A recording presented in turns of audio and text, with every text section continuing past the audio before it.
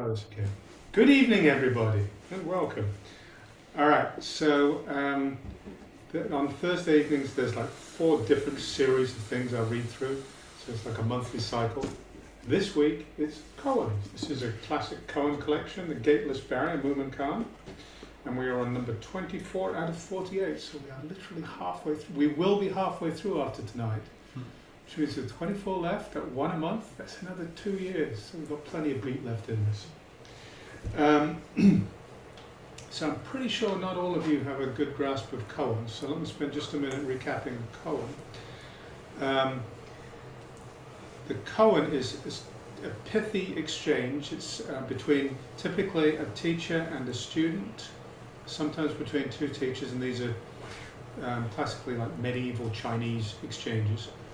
And they're from the Chan tradition, which is a particular perspective on Buddhism, which we'll get into as we look at this koan. But what it's setting up is it's setting up where the student or one person is basically encountering with the other with a question about, who am I? What is my real nature? Who am I really? And this is their life challenge. They've committed themselves to this monastic practice. And this is what they're investigating. They're trying to find it. Who am I really? Because if you know who you really are, everything's cool. If you don't, we get caught up in all of our traps of stories and I'm not good enough and they're doing things wrong. Finding out who you really are is what this is all about. And the teacher engages with that and sets up attention, does not give the answer. Sets up a tension, so the student wrestles with this tension. And that's what the koan's doing. It's setting up this question about who am I, and setting up this tension that will get resolved. If it's a skillful teacher, what the teacher will do, they'll leave that tension for a while, let it build. Some of these stories, they go on for literally years. So the student, so Joshu's moo. Does a dog have Buddha nature? Moo, said the teacher. Mu is a negation, it's like a wu in Chinese. It's not quite, it's no, but in this context, it's like, it's a cutting off, it's just a negation, it's like, almost badly defined question.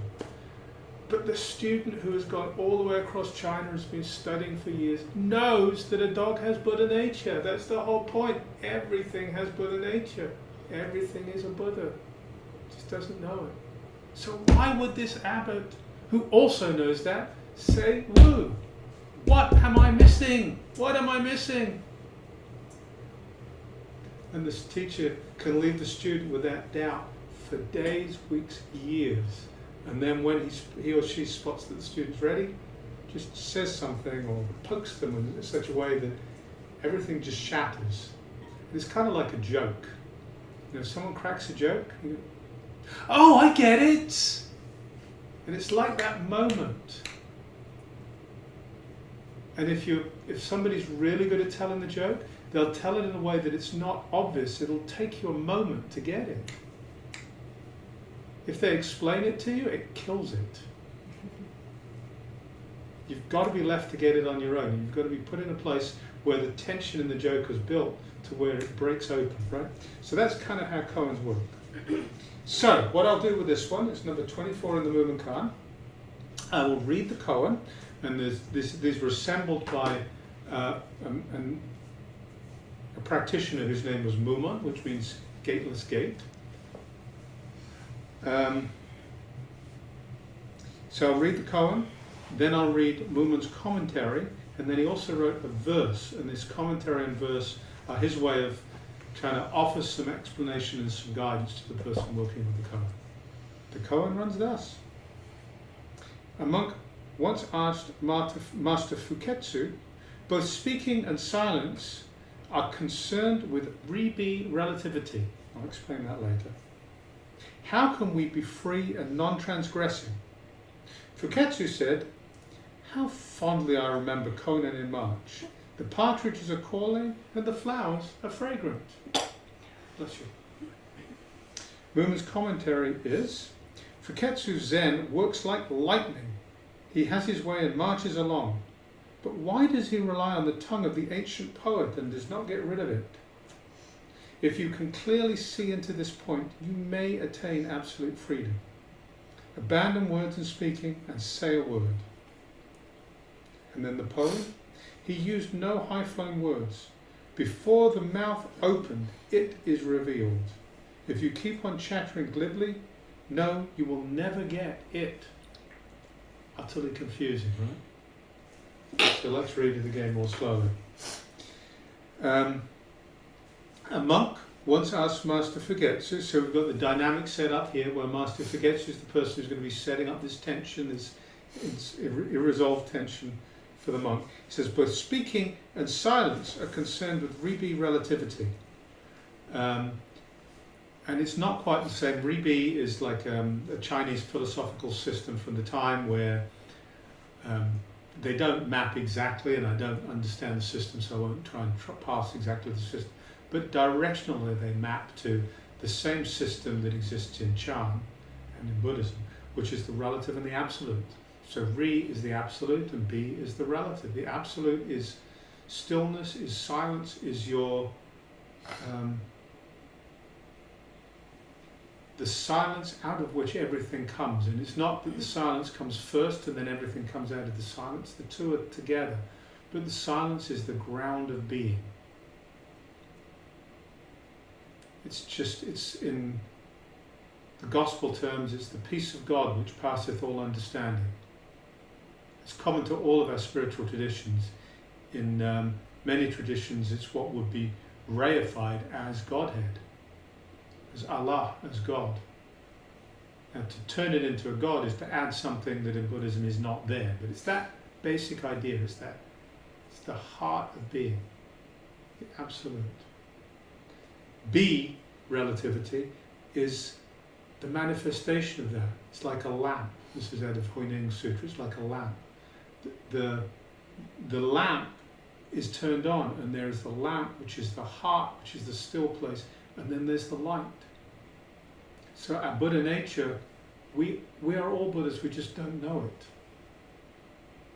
And the Buddha nature is that place, is that stillness, out of which the illumination, the irradiation of the whole universe comes. So if it radiates through the awakened mind, everything is just beautiful and alive and bright beyond distinction.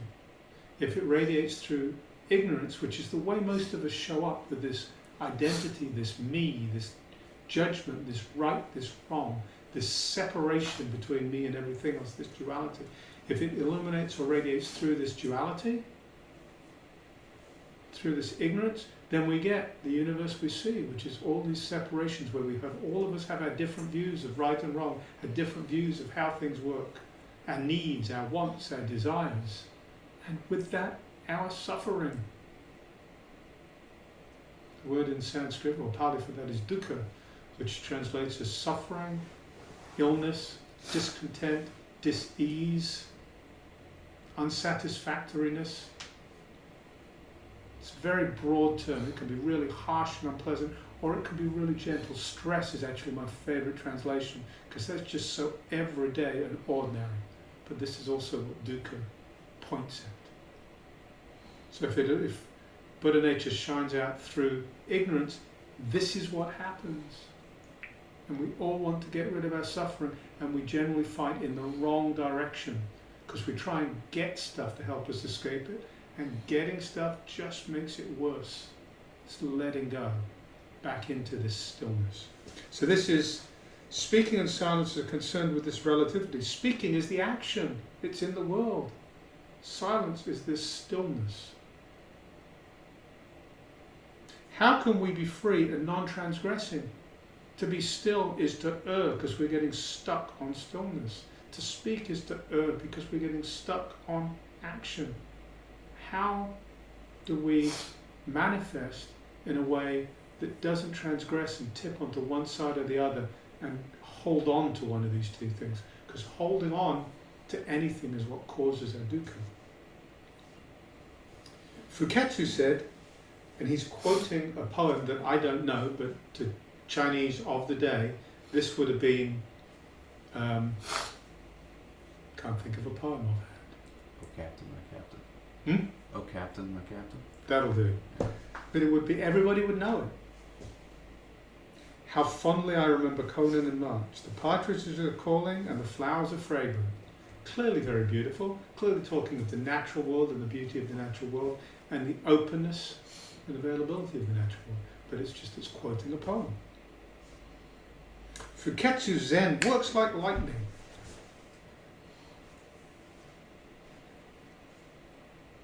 It's like slapping somebody.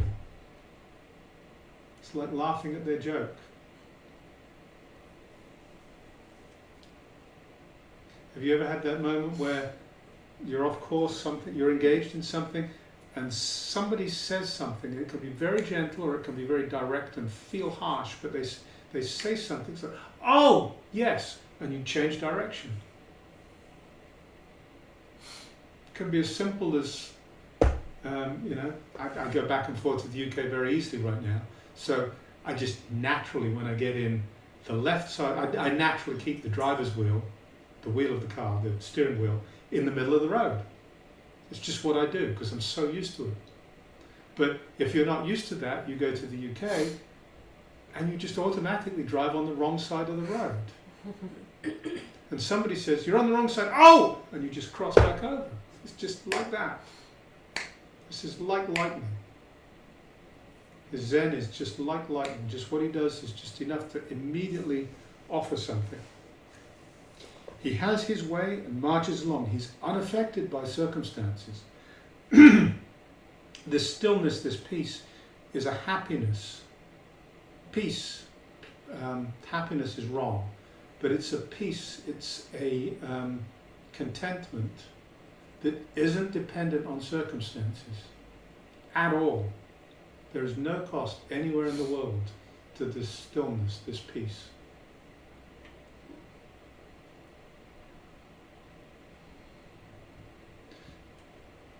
So he has his way and he marches along. He's not affected by the world at all.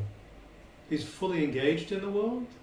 He's fully compassionate in the world. He sees the suffering of other beings and is there to help, this monk being one of those beings.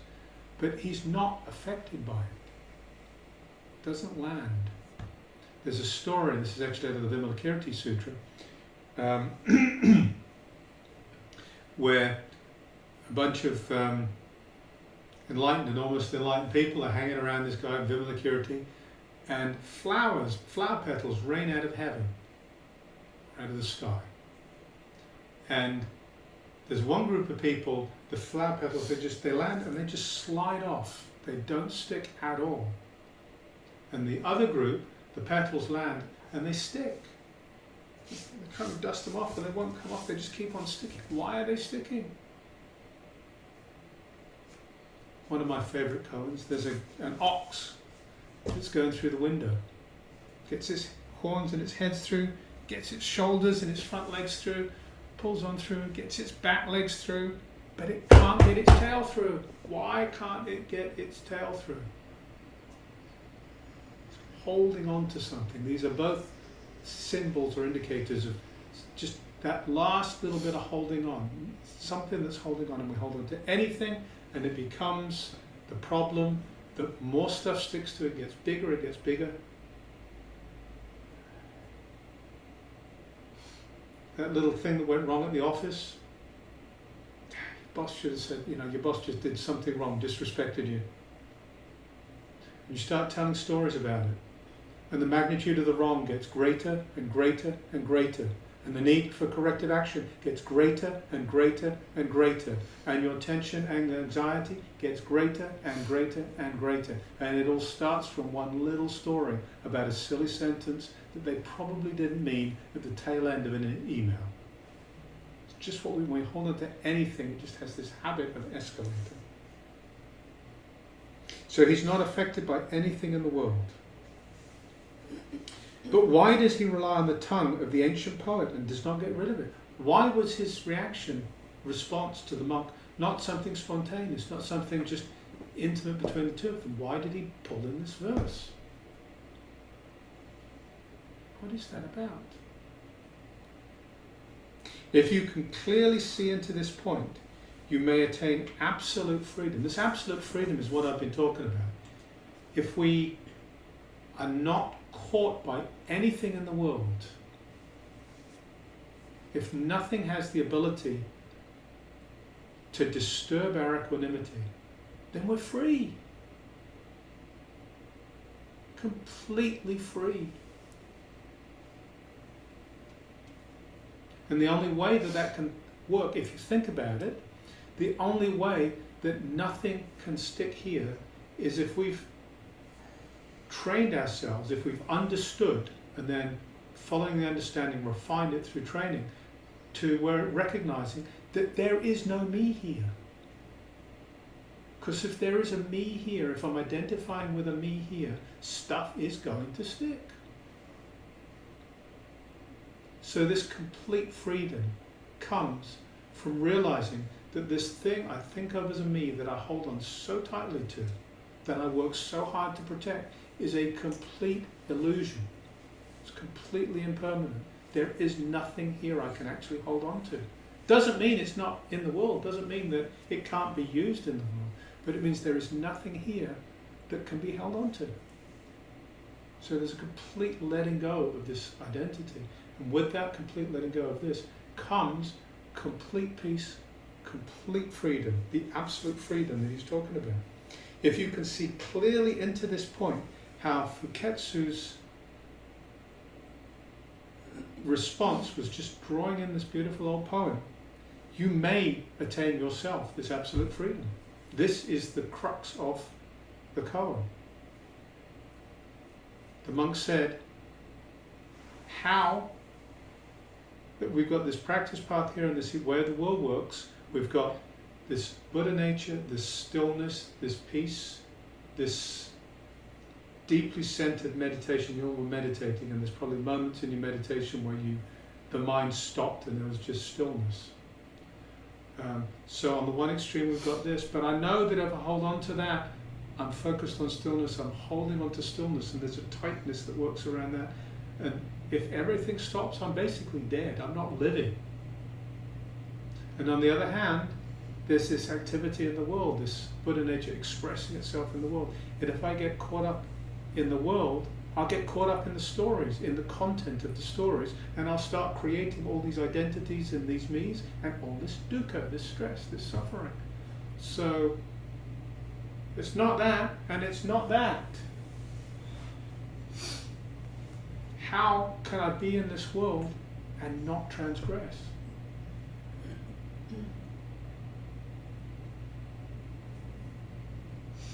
And the answer is go straight ahead.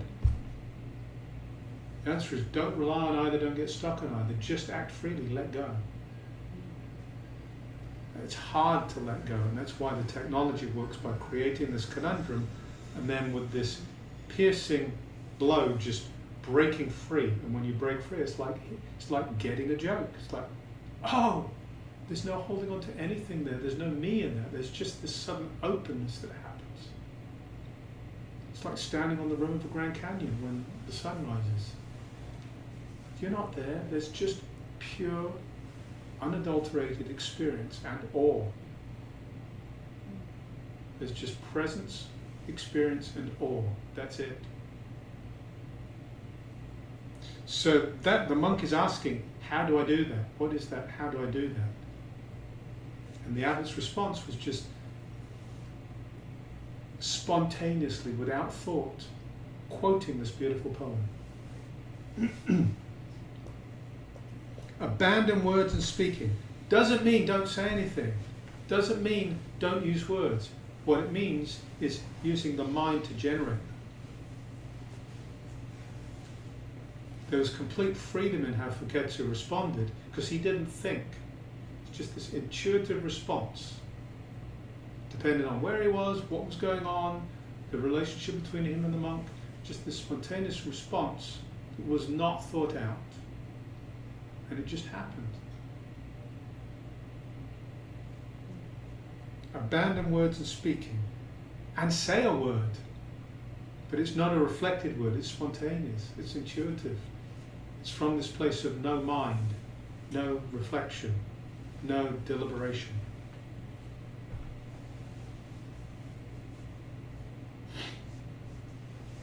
the poem. He used no high-flown words. He didn't try and explain it. He didn't analyze the philosophy of re and be. He didn't talk about the relative and the absolute. He just offered this poem. Before the mouth is opened, it is revealed. There's a beautiful story. It's the resolution of one of these koans. One of these monks had been put in a place where he got one of these conundrums, and he'd been holding this conundrum for some considerable period of time.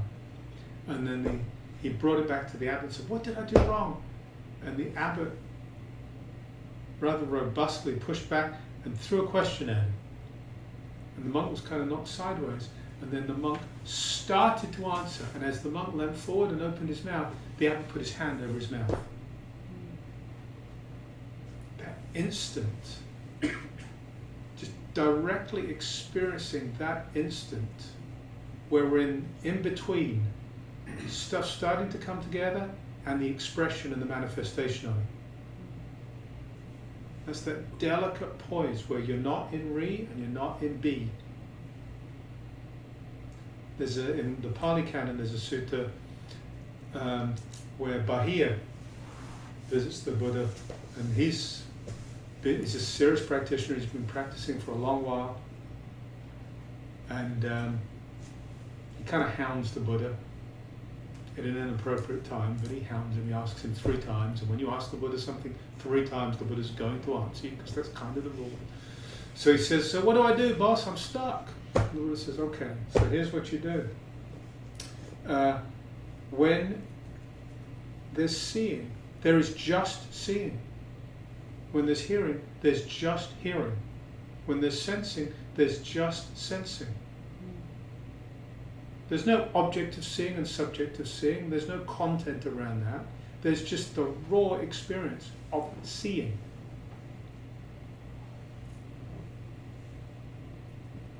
So when you hear something that you've not heard, you hear a noise you've not heard before, there's that instant where you hear it, and then immediately, if you feel into this, there's an instant where you hear it, and then incredibly quickly afterwards, your mind goes out to try and find it, to try and examine it, to figure out what it is, to create the story around it.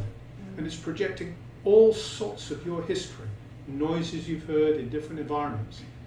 And eventually, you land on it and you say, "Oh, it's..." You may be wrong, but you've landed on it and you've created a story. There's that instant know of this unknown noise, that freshness of experience, pure experience of that unknown noise, without any labels, without any location, without any judgment, before the analyzing mind gets a hold of it, goes out and tries to figure it out.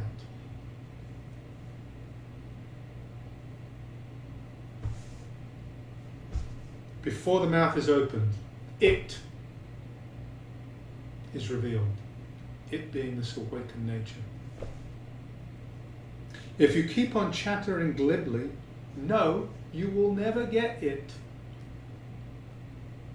Chattering glibly can be just frivolous chat in the world. It can be deep philosophical discussion of be and re. It can be specifically talking about this and going back and forward, trying to figure it out, kind of like what we're doing right now, actually. But no, you will never get it. You are highly unlikely, highly unlikely, as a result of this conversation, to have that aha moment. And that's okay. What hopefully this is doing is it's helping you come back to you, yourself, and start reflect on, who am I?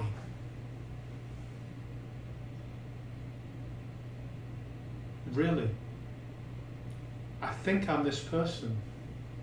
I've got this personal history. When I was a child I was this, and when I was a teenager I was that, and now I've got these friends and these relationships and this livelihood, and I live in this place, and this is who I am. No, it's not. It absolutely categorically is not who you are. It's a whole series of stories that you've fabricated around who you are. They're stories that weren't true. And in 10 years, many of them won't be true again. And you don't know which ones will not be true. It's not who you are. It's a purely temporary, utilitarian thing. And to hold on to it and try and make it secure can only bring dukkha. So learning how to see that, how to see through that, how to see that really clearly, and be able to completely let go of that. It doesn't mean stop living. Quite the opposite. By letting go of that, you free yourself up to live fully. To not be focused on bringing up the defensive barriers when somebody threatens identity, somebody threatens livelihood, somebody threatens financial stability, somebody threatens your sense of self-worth in your career. Not to be threatened by any of these, not to be affected by any of these, to be able to live fully and freely